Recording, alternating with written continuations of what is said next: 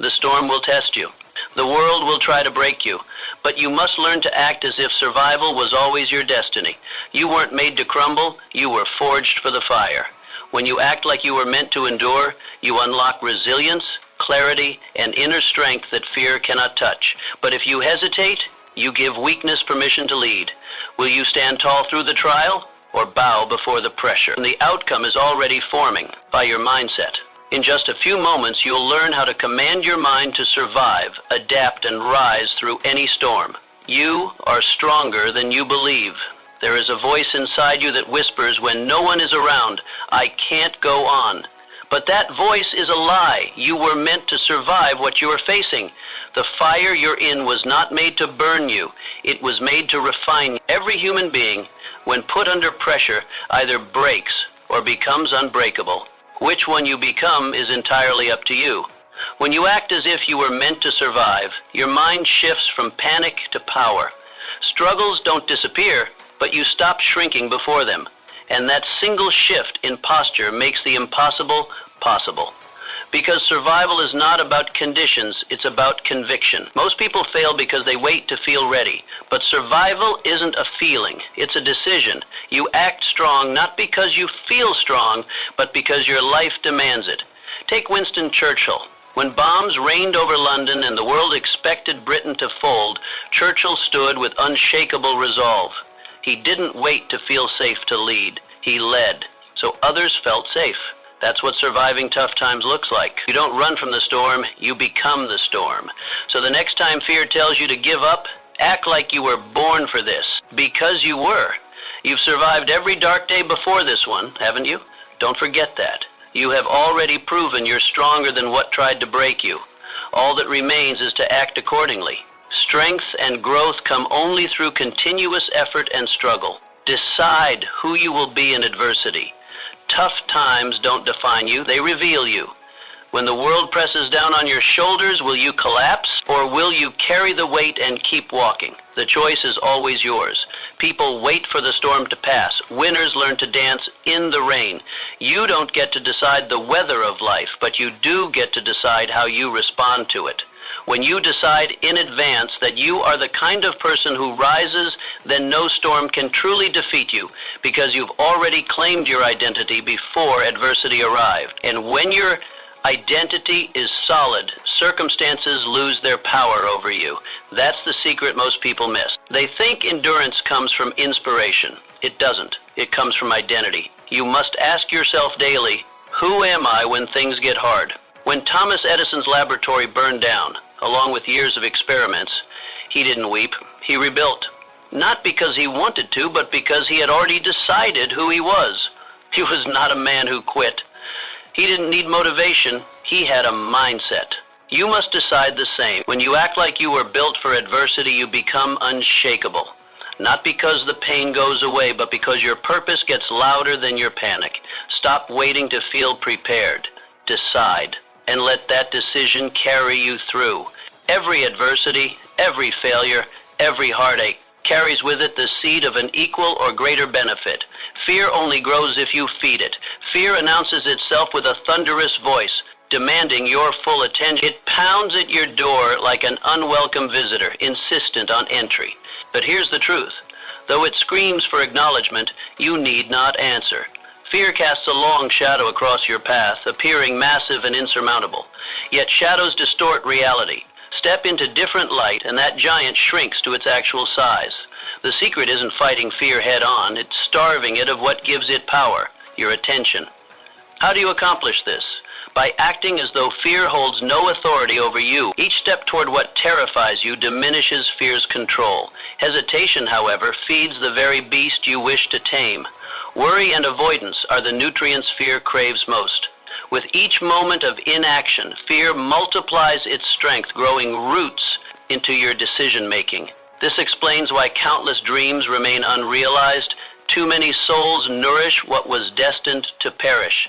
They water seeds of doubt instead of cultivating courage. Remember, courage isn't the absence of fear, but rather the decision to act as though victory is already yours. Abraham Lincoln. Before becoming one of America's most revered presidents, he endured 8 election defeats.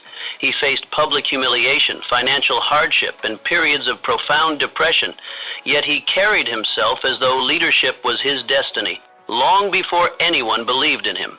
This is the master key to conquering fear, entering the battlefield before your emotions have caught up. Fear speaks the language of what if. Courage speaks the language of even if resilience. What if I fail? Asks fear. Even if I fail, I'll learn and grow stronger, answers courage. Starting today, redirect your attention. Stop feeding fear with anxious thoughts and catastrophic scenarios. Instead, nourish your faith with purposeful action. The ability you seek already resides within you. Doubt merely obscures it from view. Every survivor, every champion, every person who accomplished something meaningful began with trembling hands. The difference is they acted despite the trembling. You must do the same. When fear whispers that you're inadequate, answer with action. When it suggests retreat, advance boldly. When it paints pictures of disaster, create masterpieces of hope. The antidote to fear has never been fearlessness. It's faithful movement in the direction of your dreams. Fears are nothing more than a state of mind. States can be altered, minds can be redirected. Fear only grows if you feed it, so choose carefully what you nourish. Walk toward what frightens you. Watch as the shadow shrinks with each determined step. By starving fear of your attention and feeding your courage through action, you'll discover what countless overcomers before you realized. The monster that once seemed unconquerable was merely waiting for you to claim your power. The power of mental disciplined pain arrives uninvited throughout life, knocking persistently at your door. Its presence is inevitable, but your response determines whether you'll be conquered or emerge victorious. Survival extends beyond physical strength. It demands rigorous mental training. Your mind must become your greatest weapon rather than your most crippling weakness. The tragedy of modern existence lies in how readily people surrender control to their emotions.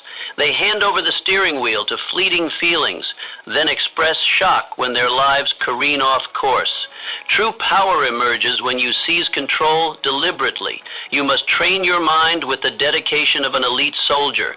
Each thought carefully selected, every reaction intentional rather than reflexive. Strength never materializes through wishful thinking.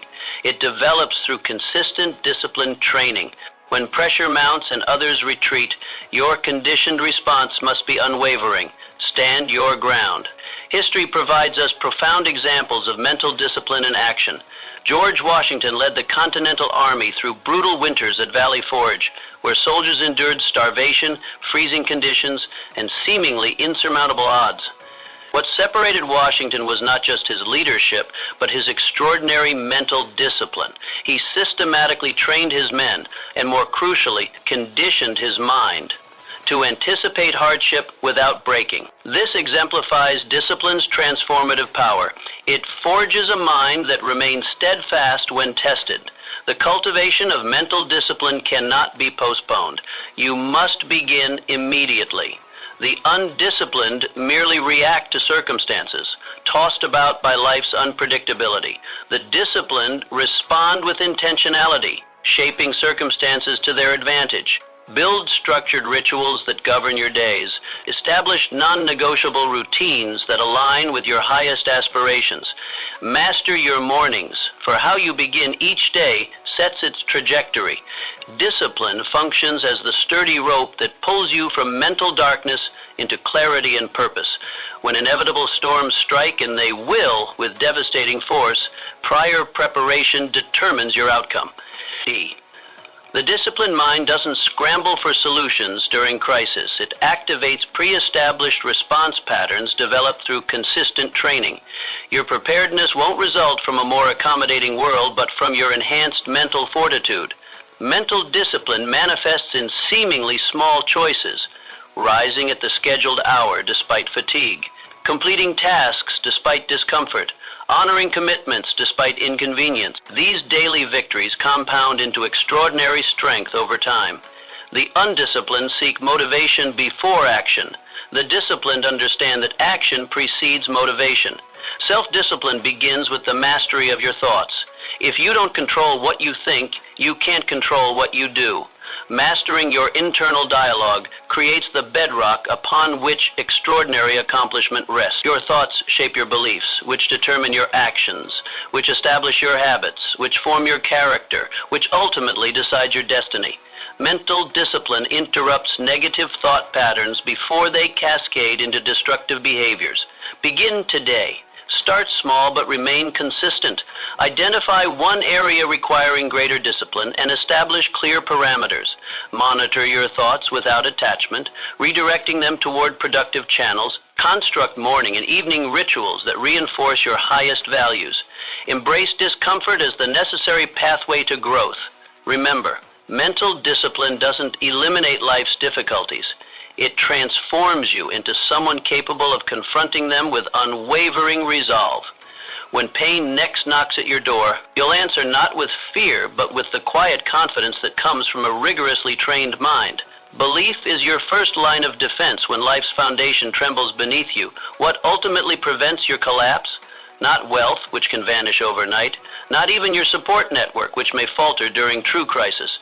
Your genuine stronghold is belief. Unwavering conviction in your destined path, your inherent resilience, and your capacity to outlast this challenging season. Without deep-seated belief, your actions lack foundation. Without belief, survival becomes mere chance rather than intentional triumph. The most transformative skill you must develop is believing before seeing tangible evidence. During life's harshest seasons, external validation becomes scarce. The world may offer no visible proof that persistence matters, but belief functions as your internal guidance system, illuminating your path when all other lights extinguish. This journey begins with a simple yet profound declaration. I was not made to break. This single affirmation can ignite inner fire when your external world feels frozen in darkness. Helen Keller's extraordinary journey. Rendered deaf and blind in infancy, conventional wisdom suggested severe limitation. But through Anne Sullivan's unwavering belief and Helen's disciplined spirit, she systematically dismantled every perceived boundary. She graduated college with honors, authored 12 books, and traveled to 39 countries advocating for those with disabilities. Helen never physically saw hope, yet she believed in it absolutely. That conviction transformed her from someone society pitied into someone the world revered. Belief doesn't deny difficulty, it transcends it. Belief acknowledges obstacles while simultaneously recognizing your capacity to overcome them. It whispers constantly, "This challenge exists, and you were designed to conquer it." Without this foundation, even minor setbacks can appear insurmountable. With it, even staggering odds cannot permanently defeat you. When darkness next surrounds you, resist asking the typical question, how do I escape this situation? Instead, pose the more powerful inquiry, what must I believe to endure this season? This subtle shift changes everything. The first question seeks external solutions. The second activates internal power. Once belief firmly roots within you, appropriate actions flow naturally. Your survival becomes not just possible, but inevitable. Belief operates as both shield and sword. As shield, it protects you from despair's corrosive effects. As sword, it cuts through limitations others accept as permanent. Both functions prove essential for navigating life's unavoidable storms. Cultivate belief daily through deliberate practice. Feed your mind empowering truths rather than destructive doubts. Study histories of those who transcended seemingly impossible circumstances. Document your past victories, however small. Surround yourself with voices that strengthen rather than undermine your conviction. Most importantly, speak belief over yourself consistently, especially when external evidence contradicts it. Remember, belief isn't wishful thinking or blind optimism. True belief acknowledges reality while simultaneously refusing to be defined by it. It recognizes pain while denying pain the power to determine your future. It sees obstacles clearly while maintaining unwavering confidence in your ability to overcome. What the mind can conceive and believe, belief creates the mental blueprint that precedes physical manifestation. When life next tests you, and it surely will, remember that belief isn't just one defensive resource. It's your first and most crucial line of defense. Without it, other strategies crumble. With it, even seemingly insurmountable challenges become temporary hurdles on your path to ultimate triumph. Turn pain into purpose. Pain itself is not your enemy. It's pain without purpose that truly destroys. The crucial difference lies in your perception. You must approach your suffering not as random misfortune, but as deliberate preparation for something greater. Survival transcends merely enduring hardship. It demands transforming that hardship into something more powerful. Every scar you bear must serve a higher function. When it doesn't, it festers within you, becoming a wound that never truly heals. The transformation begins the moment you assign meaning to your pain. This simple yet profound shift changes everything. Pain that once weakened you now instructs you. What previously felt like an unbearable wound becomes a necessary lesson. This perspective shift represents your most powerful form of control. While pain remains inevitable throughout life, suffering becomes optional. You suffer only when you believe your pain serves no greater purpose in your story.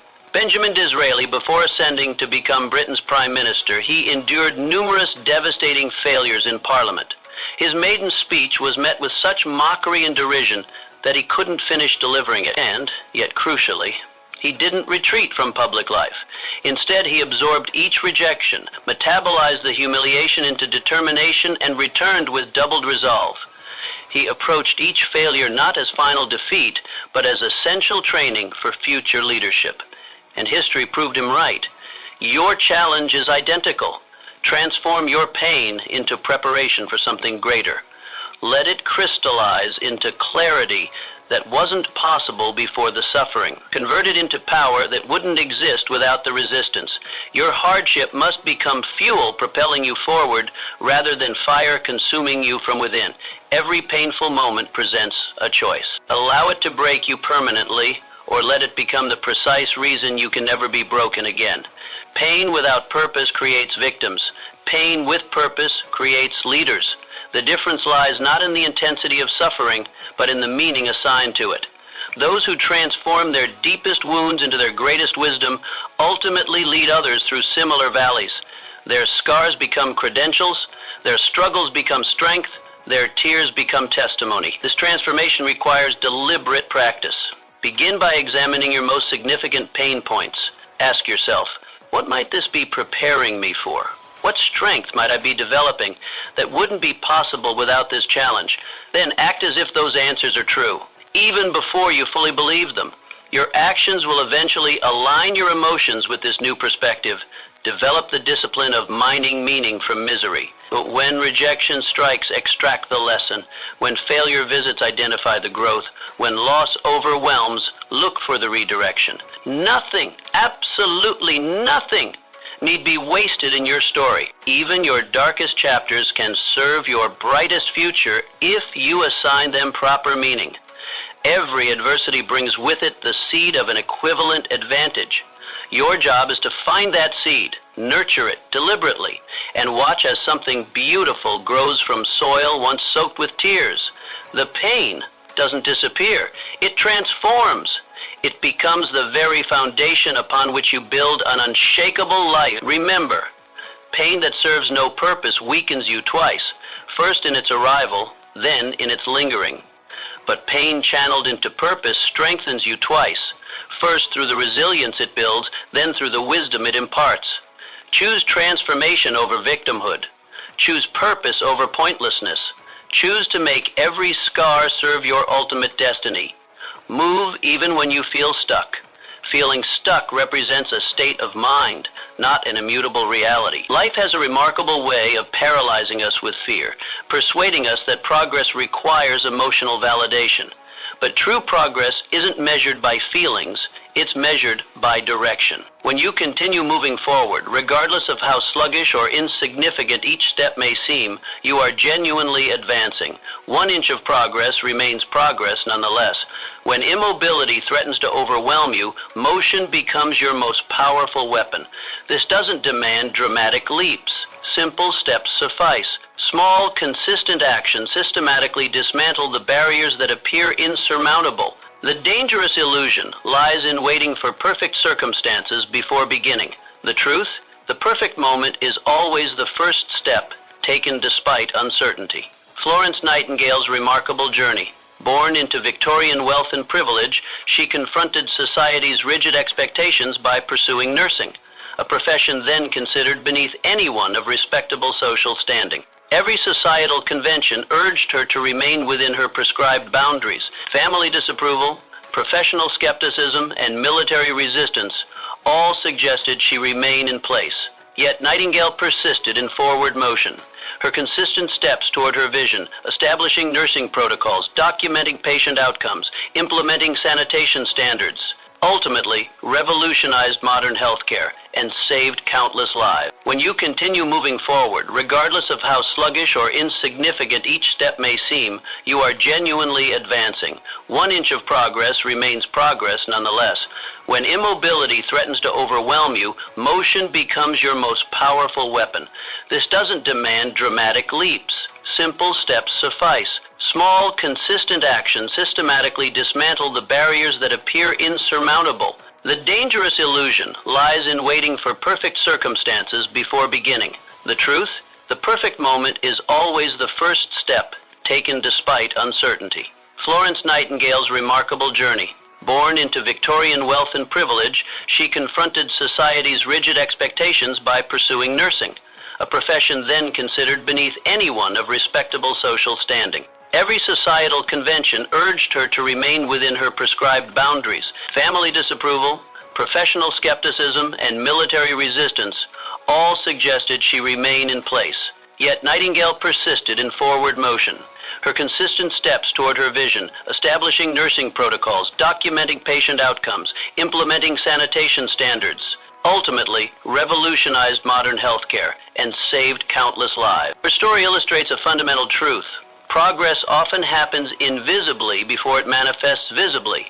During her early work in the Crimean War, mortality rates initially remained high despite her efforts. She might have felt stuck, but her continued action, collecting data, implementing reforms, advocating tirelessly, eventually reduced death rates from 42% to 2%.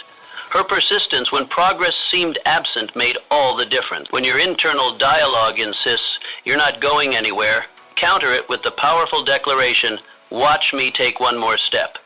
Action doesn't merely follow belief, it creates it. Each step, however small, represents your refusal to be defined by temporary limitations. Motion generates momentum, which eventually becomes its own force. And that momentum ultimately delivers freedom from the very stagnation that once threatened to define you. This principle applies universally. The author facing blank page paralysis who commits to writing just 50 words. The entrepreneur whose business seems stalled who makes one more call. The person battling depression who simply gets out of bed. These seemingly minor movements, when consistently executed, create pathways through psychological barriers that once appeared impenetrable. Feeling stuck often signals that you've outgrown your current circumstances, but haven't yet created new ones. This uncomfortable middle space, the liminal zone between what was and what will be, attempts many to retreat to familiar territory. Resist this urge. Instead, identify the smallest possible action that moves you forward, then take it immediately. Then another, then another. As Mark Twain wisely observed, don't wait. The time will never be just right. Perfect conditions represent another form of paralysis. The conditions become right precisely because you begin moving through imperfect ones. Remember, motion precedes motivation, not the reverse. Waiting to feel inspired before acting ensures continued stagnation. Acting creates the very inspiration you seek. Your feelings will eventually align with your actions, but only after those actions have been taken consistently. Today, identify where you feel most stuck. Then determine one small, concrete step forward. Take that step before the day ends. Movement, even microscopic, rewires your brain from I can't to I am, and that transition changes everything. Envision your future until it becomes real. You cannot survive what you cannot see yourself beyond. Vision serves as your essential survival map. Without it, you wander aimlessly through life's challenges. With it, you move purposefully toward your destiny. The fundamental problem isn't that people lack desire for improvement. It's that they haven't created a clear enough mental picture of what that improvement looks like. You must deliberately craft a future vision that outshines your past experiences. Hold this vision in your mind with the precision of an architect's blueprint, revisiting it daily until it transforms from imagination to reality. This transformation occurs not through magical thinking, but through deliberate movement toward what you've envisioned. When your vision gains clarity, your actions become strategic rather than scattered.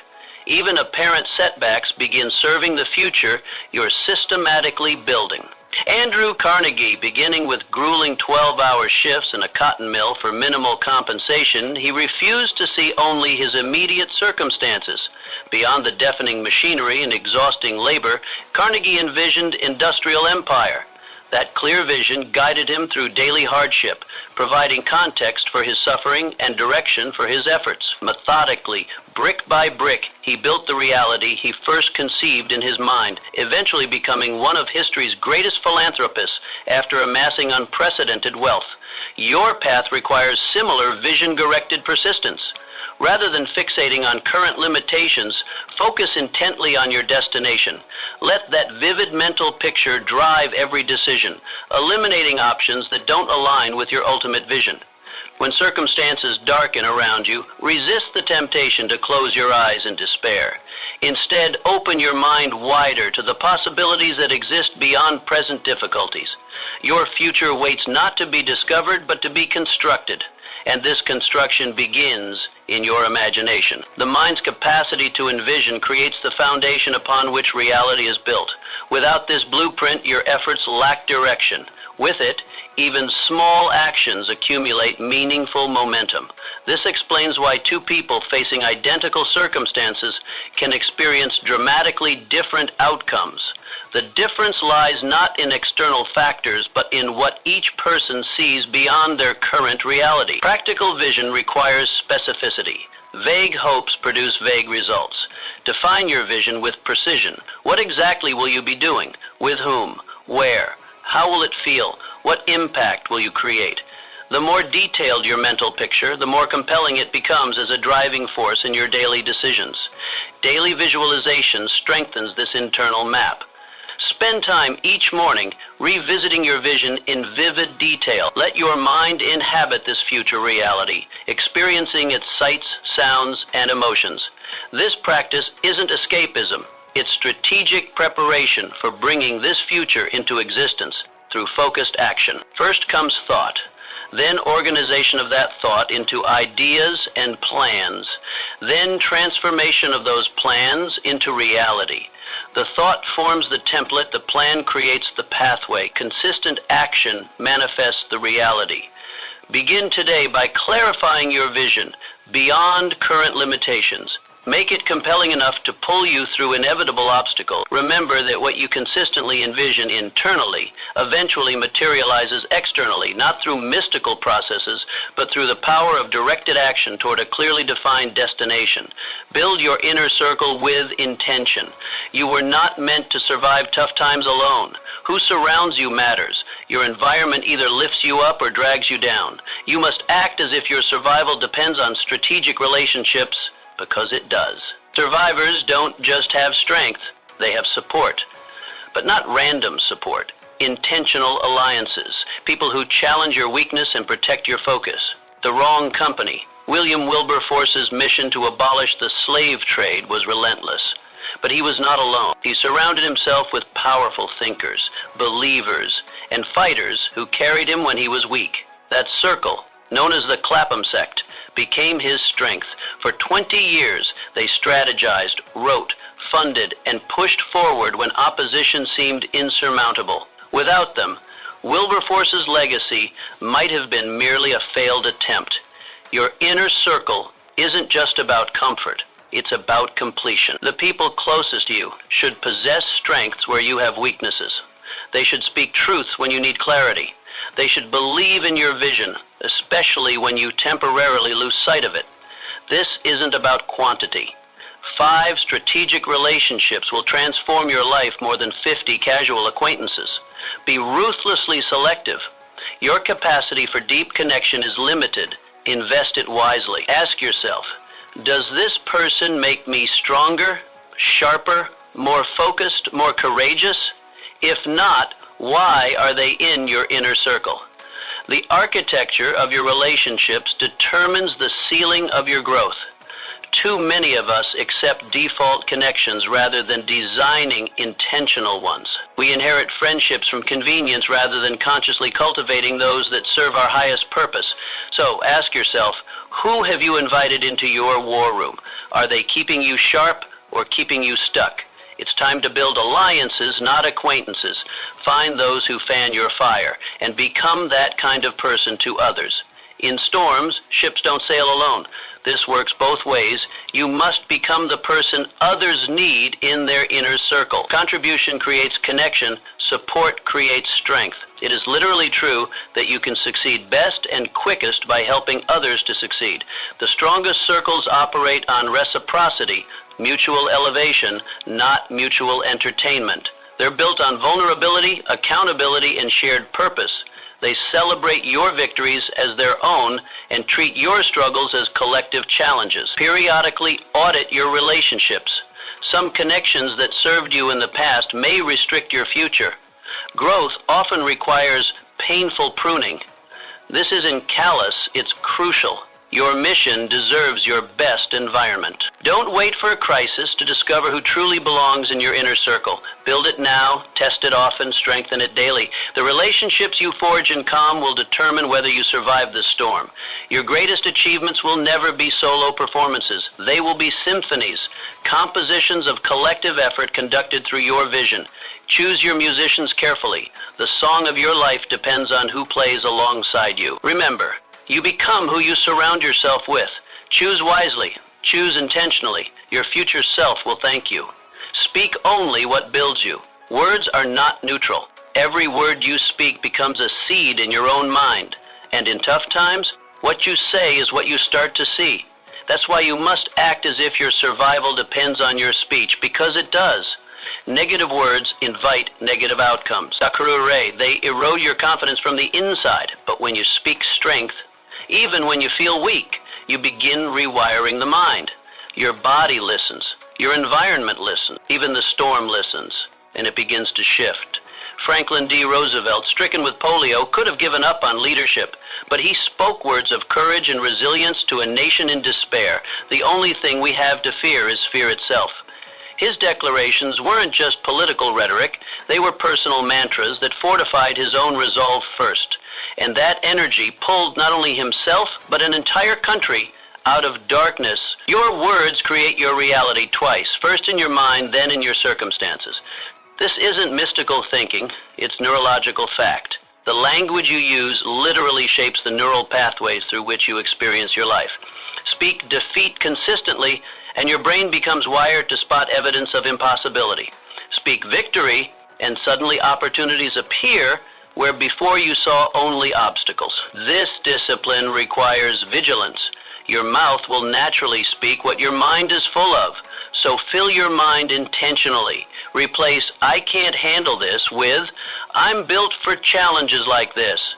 Trade "this always happens to me" for "this is preparing me for something greater." Swap "I'm overwhelmed" for "I'm tackling this one step at a time." In combat, soldiers are trained never to announce their weaknesses to the enemy. Yet in life's battles, we often broadcast our vulnerabilities to ourselves and others. Every "I'm so tired" or "this is impossible" becomes a self-fulfilling prophecy.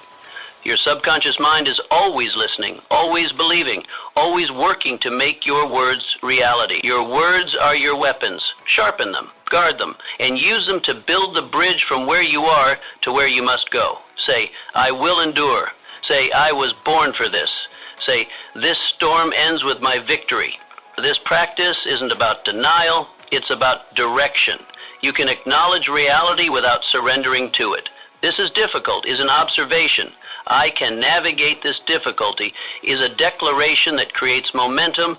The content of your speech reveals the content of your character. What you say repeatedly becomes what you believe inevitably. As Ralph Waldo Emerson observed, you become what you think about all day long, and your words are the mirror of your thoughts. Start a verbal revolution in your life. Audit your daily language. What phrases have become toxic habits? What statements undermine your strength? Then craft the language of the person you're becoming, not just the person you've been. Speak life when death seems certain. Speak abundance in seasons of lack. Speak peace in chaos. Speak clarity in confusion.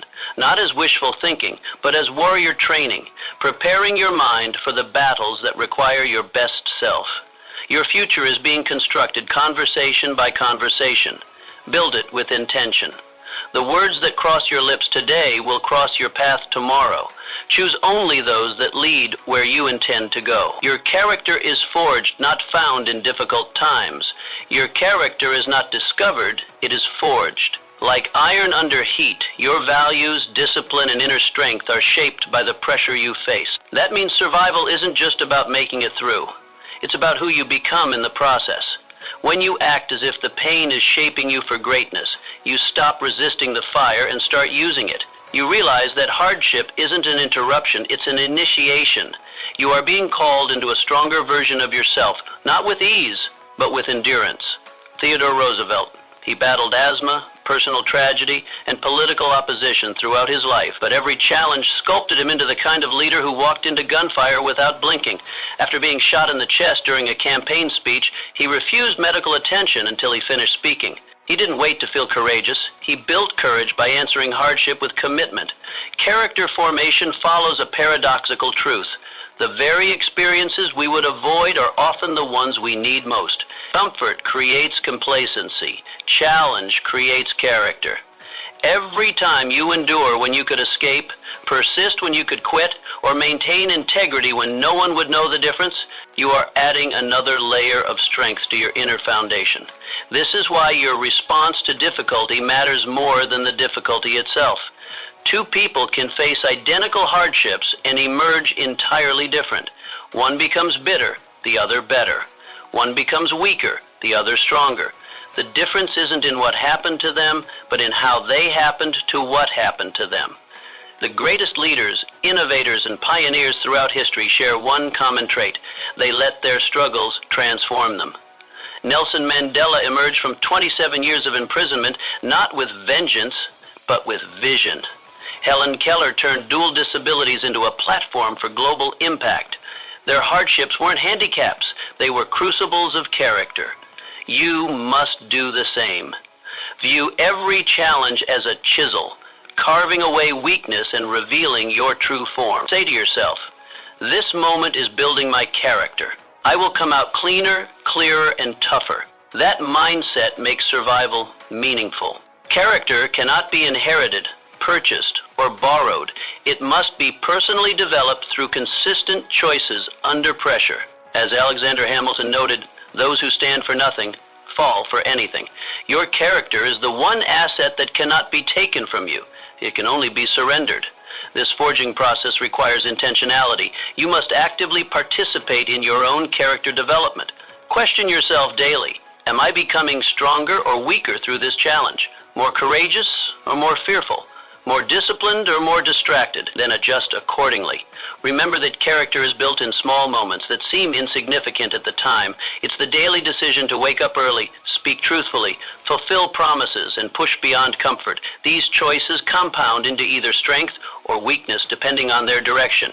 As Calvin Coolidge wisely observed, there is no development physically or intellectually without effort, and effort means work. Your character, the core of who you are, follows this same principle. It is developed through deliberate effort, not destined by circumstance. True survival means emerging not just alive, but alive with purpose. Not just breathing, but breathing fire. Not just existing, but existing with excellence. This is how you transform trials into triumph, by allowing difficulty to forge in you a character that outlasts the challenges that created it. Find your fighting reason. People don't endure pain for nothing. They endure because they've found a reason that's worth it. When you act as if your survival is tied to something bigger than you, the struggle gains meaning. And when life has meaning, you'll walk through anything. Most people suffer unnecessarily because they don't know what they're fighting for. You must find your reason, your family, your purpose, your dream, your future. That reason becomes your anchor in the storm.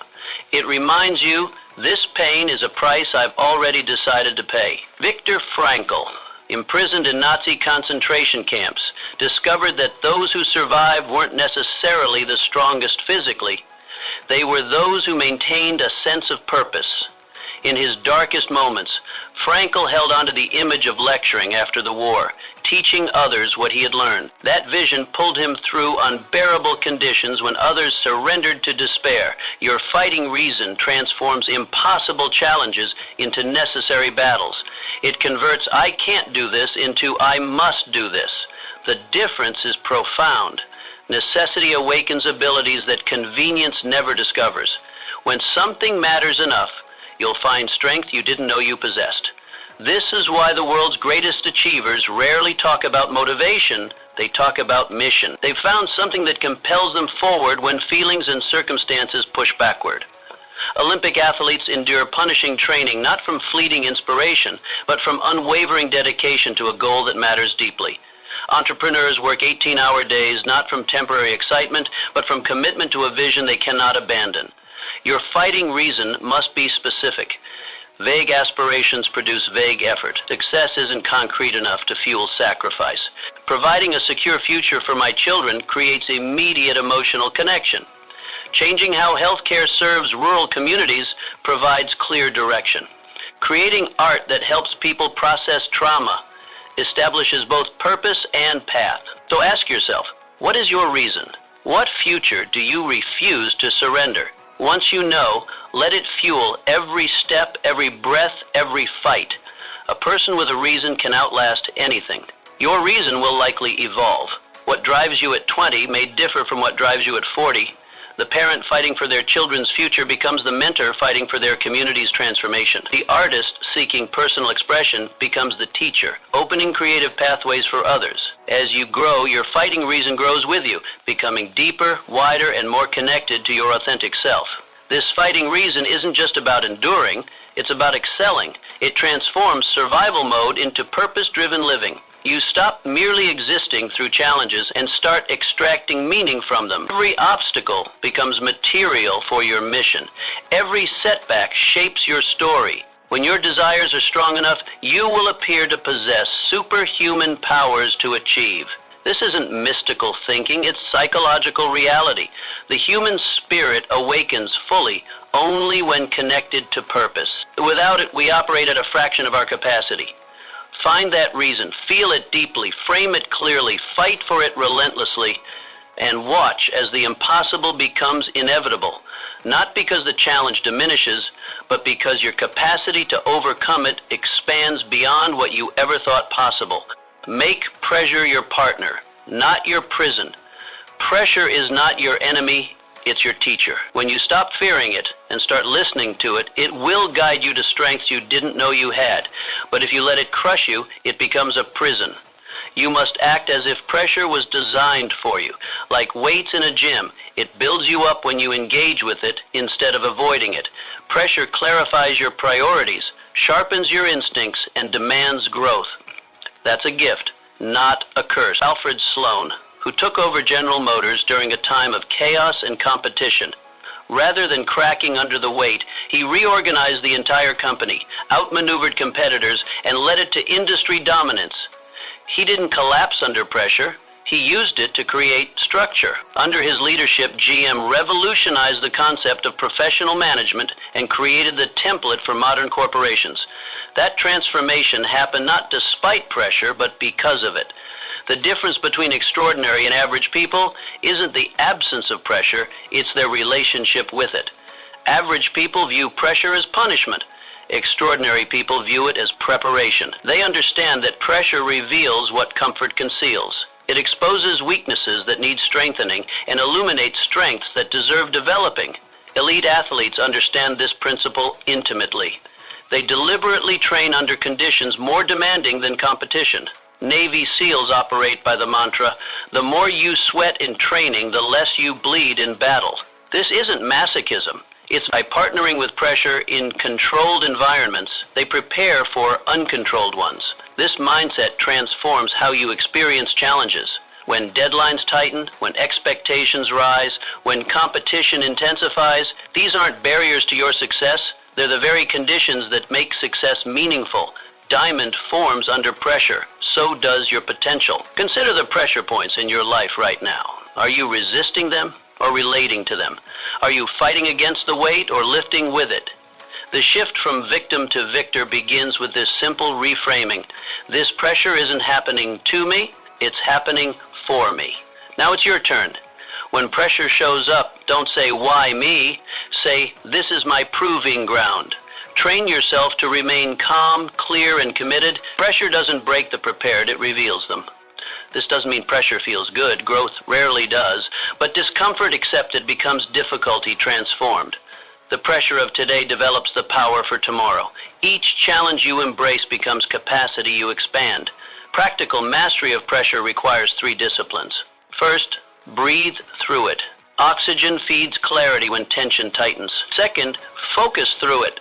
Attend to what matters most when distraction multiplies. Third, act through it.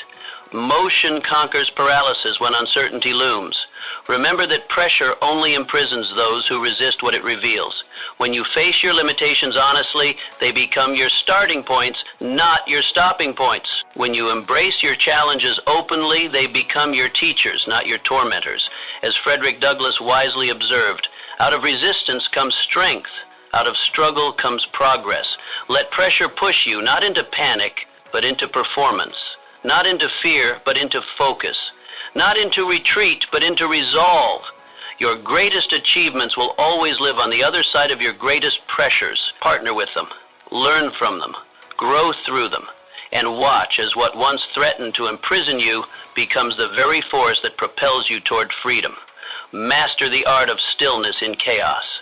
In tough times, movement is not always progress. Sometimes survival demands stillness. The ability to remain centered while the world around you spins. Stillness isn't passivity, it's power under control. You must act as if stillness is your strength, not your weakness. Chaos will always try to force a reaction, but you must learn to respond with clarity, not panic. The person who remains calm becomes the leader in every storm. Stillness helps you hear your own wisdom, not the noise of fear. Mahatma Gandhi faced an empire, yet his power came not from chaos, but from calm. His inner stillness disarmed armies and changed nations. Because stillness is not doing nothing, it's doing the right thing at the right time, from a place of unshakable peace.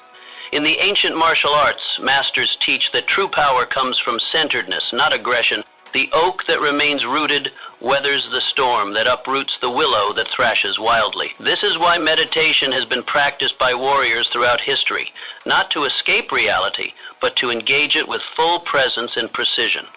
Stillness creates space between stimulus and response. That space, sometimes just a breath, is where your freedom lives.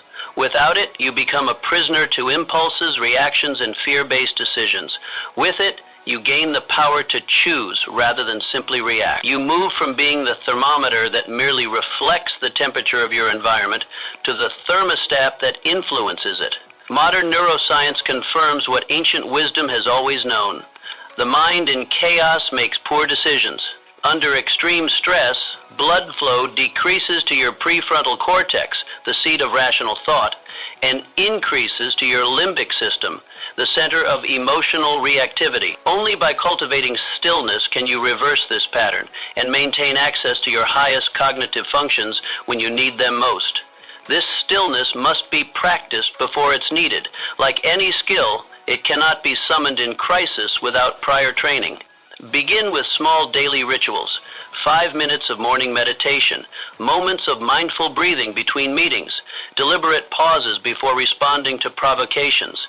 These practices build the neural pathways that enable stillness when chaos erupts. So when the pressure mounts, stop, breathe, center yourself, then choose your next move from a place of poise, not panic.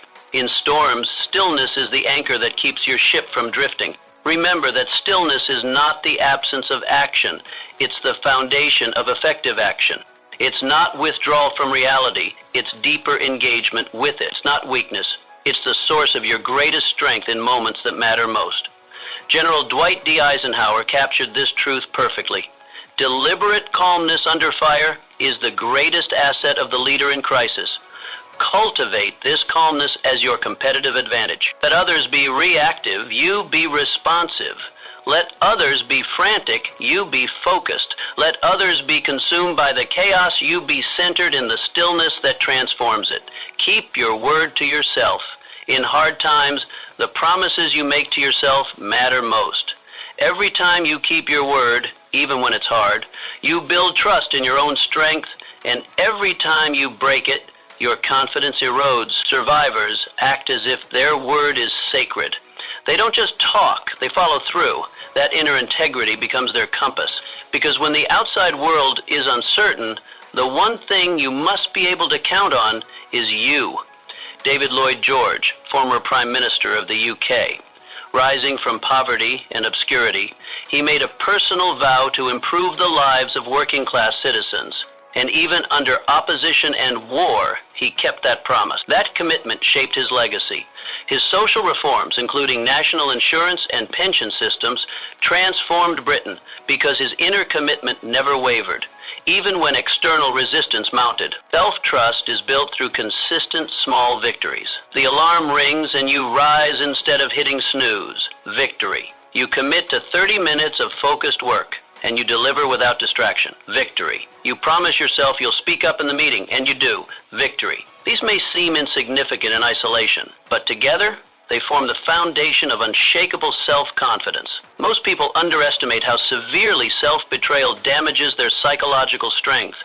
When you tell yourself you'll start the project today, then you're not just postponing the project. You're teaching your subconscious that your word means nothing. You're programming yourself to expect failure.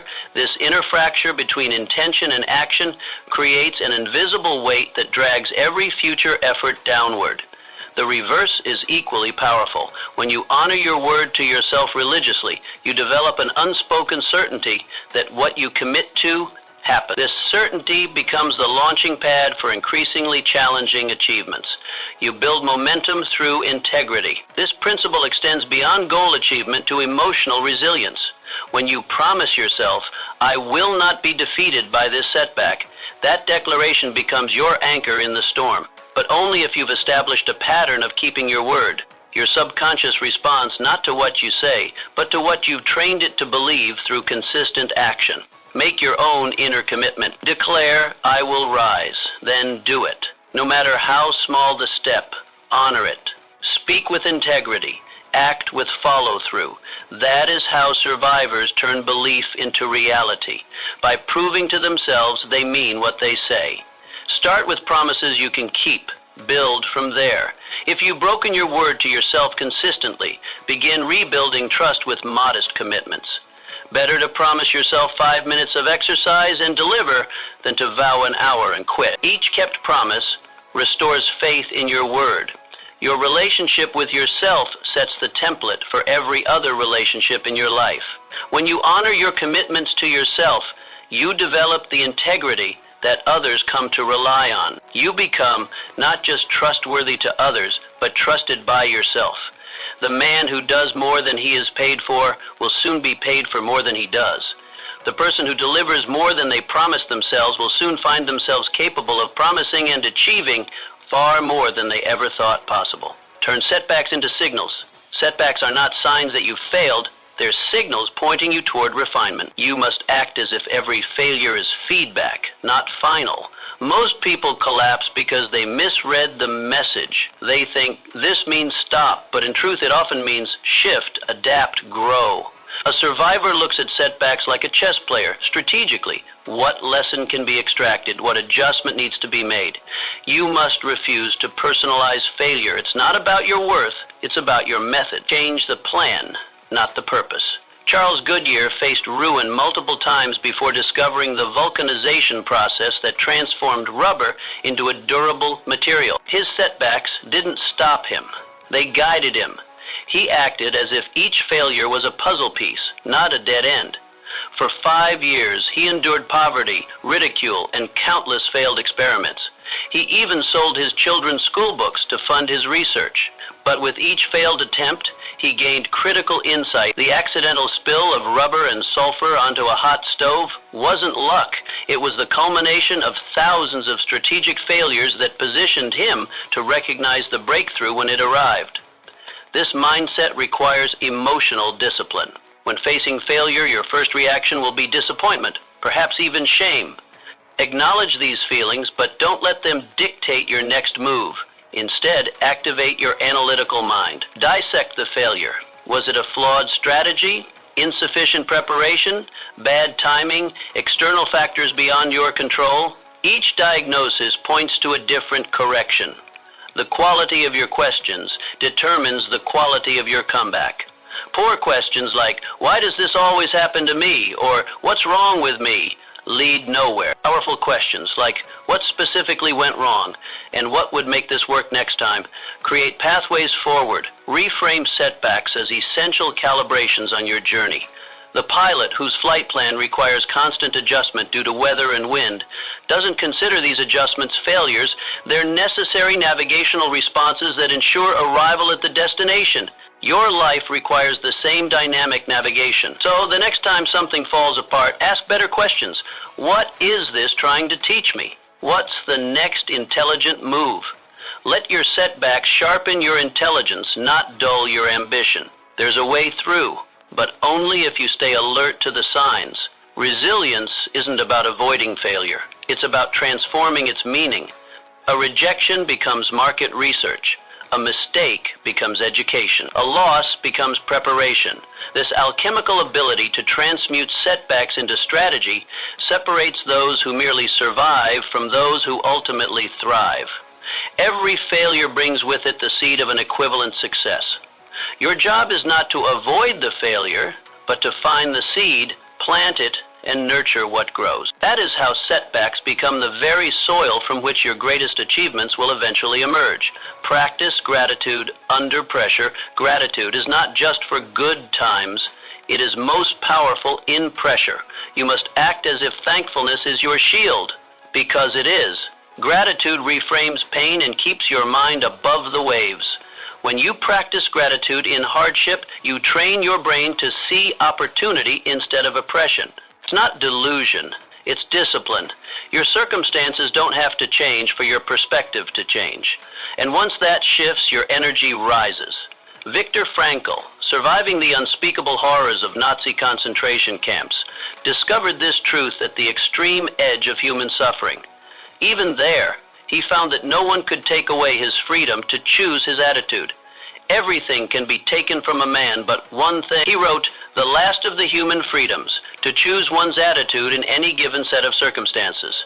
This is the essence of gratitude under pressure. The conscious choice to find meaning even in suffering." Neuroscience confirms what Frankl discovered through experience.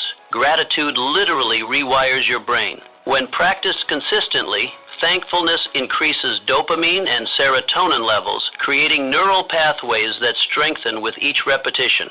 This doesn't just feel better, it functions better. Studies show that grateful people demonstrate greater resilience, make clearer decisions under pressure, and recover faster from setbacks. This doesn't mean pretending everything is perfect. Authentic gratitude acknowledges difficulty while refusing to be defined by it. It's saying, "This situation is challenging, and I'm thankful for the resources, relationships, and inner strength I'm discovering through it." The "and" is crucial. It holds both reality and possibility simultaneously. The practice begins simply. Each morning, identify 3 specific things you're grateful for, especially during your most pressured seasons. Make them concrete and immediate. Not just my health, but the energy I felt during my walk this morning.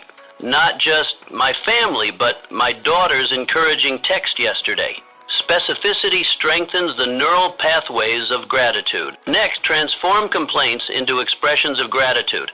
When you catch yourself saying, "I have to work late again," shift to, "I get to contribute to a project that matters." When thinking, "This problem is overwhelming," redirect to, "I'm thankful for the capacity to solve difficult challenges." This isn't semantic games, it's strategic reframing that alters your brain chemistry and emotional stance. Gratitude also serves as a connection point when pressure isolates. Expressing appreciation to others, even for small contributions, strengthens your support system precisely when you need it most. The person who remains thankful under pressure never truly fights their battles alone. Start where you are. Be thankful not because it's perfect, but because it's purposeful. Even pressure is proof that you're alive, growing, and engaged. Gratitude doesn't ignore reality, it transforms it. Say thank you, especially when it's hardest to say. Remember that gratitude isn't just something you feel, it's something you practice until it becomes your default response to pressure. As Dietrich Bonhoeffer, who wrote on gratitude while imprisoned by the Nazis, noted, "In ordinary life, we hardly realize that we receive a great deal more than we give, and that it is only with gratitude that life becomes rich. As Khalil Gibran wisely observed, you give but little when you give of your possessions. It is when you give of yourself that you truly give." Gratitude is that gift, offering your whole perspective as an act of courage when pressure would demand your surrender instead. Focus on what you control. In survival, clarity is key, and nothing brings clarity like focusing only on what you can control. Too many people waste their strength on things outside their hands, other people's opinions, the past, or unpredictable futures. But you must act as if your focus is your fortress. Control your effort. Control your attitude. Control your preparation. These are your tools. Everything else is distraction, and distraction is the enemy of survival. Admiral Horatio Nelson, one of Britain's most celebrated naval leaders, didn't focus on the size of opposing fleets. He focused on maneuver, strategy, morale. He maximized what he controlled, and that's what made him victorious against overwhelming odds. At the Battle of Trafalgar, outnumbered and facing the combined fleets of France and Spain, Nelson focused on what he could influence: innovative tactical formation, superior training, and the fighting spirit of his men. While others might have fixated on the enemy's numerical advantage, Nelson directed his energy toward his sphere of control. The result was one of history's most decisive naval victories. This principle extends beyond warfare into every domain of human achievement. The Stoic philosophers of ancient Rome called it the dichotomy of control, the wisdom to distinguish between what we can and cannot influence. As Epictetus wrote in his Enchiridion, some things are within our power while others are not. Within our power are opinion, motivation, desire, aversion, and in a word, whatever is of our own doing. Not within our power are our body, our property, reputation, office, and in a word, whatever is not of our own doing. This distinction isn't merely philosophical, it's practical. When you obsess over uncontrollables, you create internal turbulence that clouds judgment, wastes energy, and paralyzes action. When you focus on controllables, you generate momentum that propels you forward regardless of external circumstances. Even in the most constrained situations, you maintain control over critical variables: your response to events, your internal dialogue, your physical effort, your learning orientation, and your values-based decisions. These factors may seem small compared to the magnitude of challenges you face, but they compound over time into the difference between breakdown and breakthrough. The skill of redirecting focus from uncontrollables to controllables requires daily practice. When anxiety rises about outcomes beyond your reach, ask yourself, what's one thing within my control that I can act on right now? This question shifts you from the paralysis of worry to the power of action. The lesson is simple. Obsess over your circle of control. Let go of what drains your power. Your energy is sacred. Don't waste it on storms you can't stop. Channel it where it counts. That's how survivors win, by narrowing their focus and sharpening their actions. Elite performers in every field, from business to athletics to crisis management, share this fundamental orientation. They don't waste energy complaining about market conditions, opponent advantages, or limited resources. Instead, they invest fully in execution, adaptation, and continuous improvement, the factors they can directly influence. You are the master of your destiny. You can influence, direct, and control your own environment. This mastery begins not with controlling everything, but with the discipline to focus exclusively on what you can control. That focus doesn't just help you survive, it becomes the foundation upon which you ultimately thrive. Act in spite of uncertainty is a luxury you cannot afford in tough times. You must act in spite of uncertainty. The most powerful moves are made not when the road is clear, but when you choose to walk anyway. Courage is action in the presence of unknowns. Stop waiting for everything to align. Move forward with what you know. Just as you go, trust your instincts. You won't always get it right, but motion creates clarity. Stagnation breeds doubt, and doubt deepens paralysis. This is the death spiral of inaction, waiting for perfect information that never arrives. Antarctic explorer Ernest Shackleton, when his expedition went horribly wrong and his ship Endurance was crushed by ice in 1915, he didn't freeze in indecision. With 27 men stranded on ice floes thousands of miles from civilization, Shackleton made bold, consequential decisions. He led his men across treacherous ice, launched small lifeboats into the world's most dangerous seas, and personally embarked on an 800-mile journey through hurricane-forced winds to find rescue. His leadership wasn't perfect, but it was decisive. Every move challenged conventional wisdom, yet every move saved lives. The human mind craves certainty. Neurologically, uncertainty triggers the amygdala, your brain's threat detection center. This biological response explains why indecision feels so uncomfortable. Your primitive brain interprets the unknown as danger, prompting you to freeze. But survival often requires overriding this instinct. The most successful leaders and innovators aren't those with more certainty, they're those who've developed higher tolerance for uncertainty. Acting doesn't mean recklessness. It means refusing to be paralyzed by the unknown. You can't predict everything, but you can decide something, and that decision builds momentum. In darkness, even a small step is powerful. Intelligent action amid uncertainty follows a pattern. Gather the best available information, establish clear priorities, make a decision, commit fully, and remain adaptable. The last point is crucial. Commitment doesn't mean rigidity. As General Dwight D. Eisenhower noted, plans are worthless, but planning is everything. The process prepares you for adaptation when reality inevitably differs from expectation. Historical figures who changed the world didn't wait for certainty. Martin Luther King Jr. couldn't be certain his methods would succeed. Florence Nightingale couldn't be certain her medical reforms would be accepted. Marie Curie couldn't be certain her scientific theories were correct. Yet they acted not because they knew the outcome, but because they knew their purpose. This principle applies equally to personal challenges. The entrepreneur launching despite market volatility, the student choosing a path without guarantees, the person leaving toxic relationships for uncertain futures. In each case, action amid uncertainty isn't just brave, it's necessary for growth. Remember that uncertainty never fully disappears. Even seemingly certain decisions carry hidden variables. The illusion of perfect knowledge is just that, an illusion. The question isn't whether uncertainty exists, but whether you'll let it control you or whether you'll move forward anyway. Start with small, decisive actions that build confidence. Each step forward increases your capacity for bigger leaps later.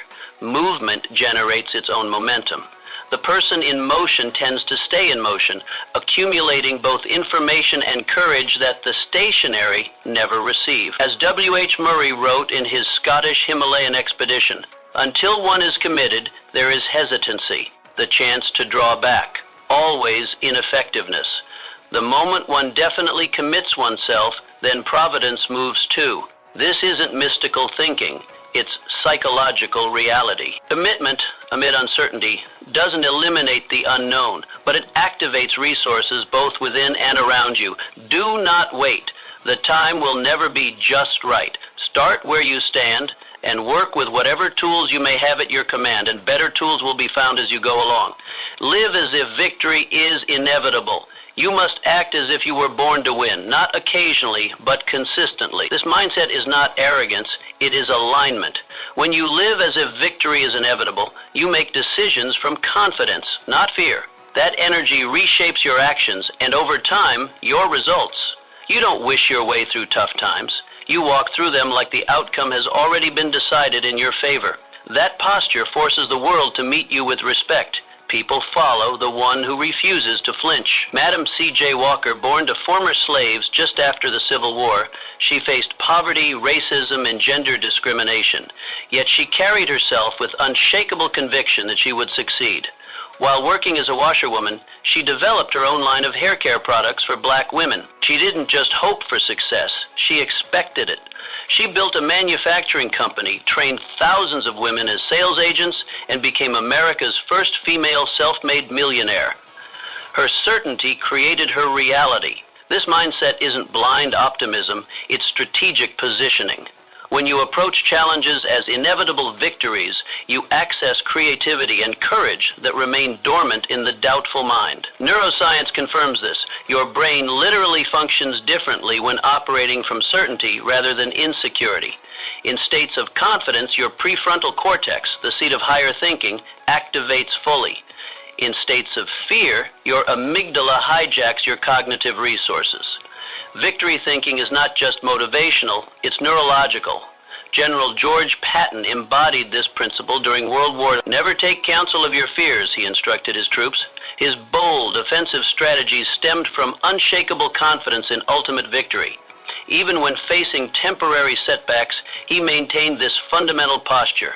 I don't measure a man's success by how high he climbs, but by how high he bounces when he hits bottom.